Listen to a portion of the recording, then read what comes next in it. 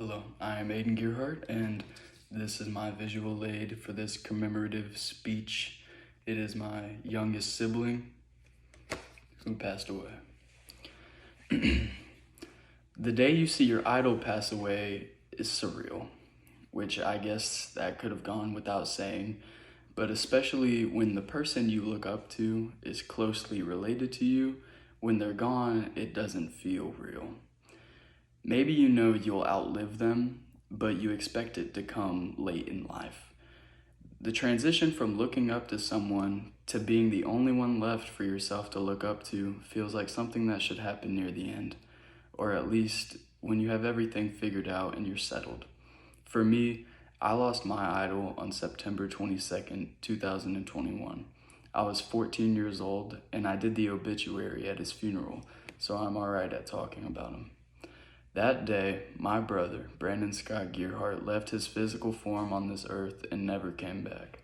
Brandon was 12 years older than me, but we spent a lot of time in the same home, so it didn't stop him from playing around with me like we were great friends, and soon his friends became mine for a lifetime. There was a connection between me and my brother that I felt from as long as I can remember that made being around him unlike anyone else. He wanted to teach me to be the best person I could be in any way he could, and he tried his very best. He taught me how to ride a bike, and then he disciplined me for riding it too far away from him. He wanted to keep me safe while he taught me to keep myself safe too. He wanted me to be kind and compassionate while also guarding my feelings and not allowing myself to be taken advantage of, to live a long life while still being a good person. When my older brother, Justin, died first in 2015, we talked about it a lot.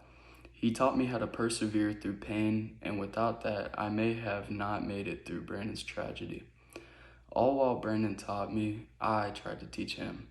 He wasn't the type to stick to one lady, and I tried to get him to quit bouncing around between broads, sorry for lack of a better term, and I wanted him to find a decent woman.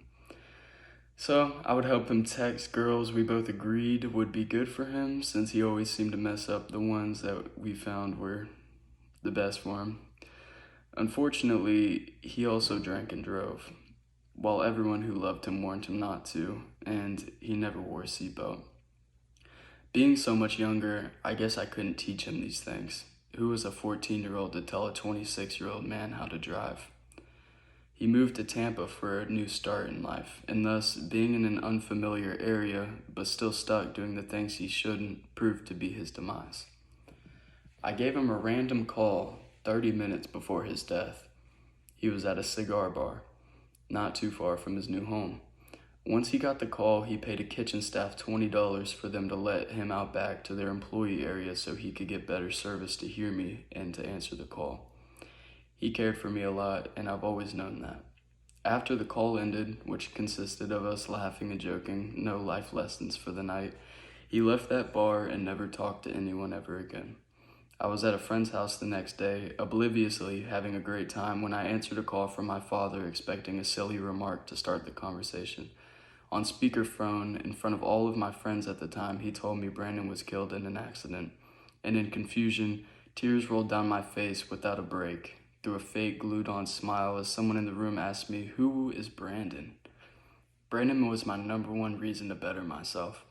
If I was at home, not achieving anything, playing video games, which is what I did for quite some time, Brandon was playing them with me, and having fun, sure, but he would still tell me to get off and give it a break.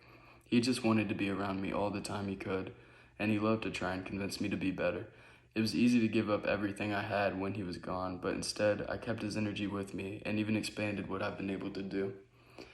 Unlike him, I pushed myself harder in school and found an amazing girlfriend I'm very happy with. I started going to the gym and getting involved in sports like he did, and I will be an amazing person because of him. From my birth to the end of his time here, now and going forward, I have bettered my life because of him, and for that, I thank him.